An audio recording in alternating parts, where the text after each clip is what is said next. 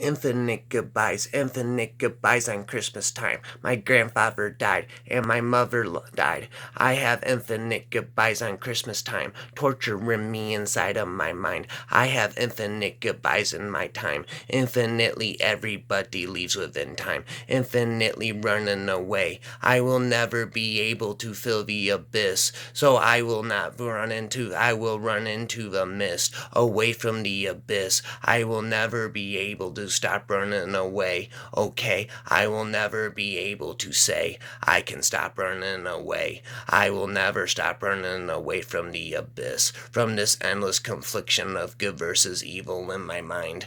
Endless goodbyes on Christmas time. I am alone again, but I never committed a crime. I will never be able to stop the sleepless nights from my endless regrets. I will never be able to comprehend all the sleepless nights I have spent from my endless regrets. Infinitely, I subliminally, subconsciously repent infinitely. I repent subconsciously, incoherently, for all of the sins I have committed. I commit sin subconsciously, so I repent incoherently, subconsciously, nonstop repentance of my sin infinitely, projecting infinite me's, subconsciously repenting for sin infinitely, because I have endless goodbyes on Christmas time. My grandfather died, separated from me, my family, in time. Infinitely goodbyes on Christmas time. Infinitely waiting for my modern Messiah to resurrect love was over.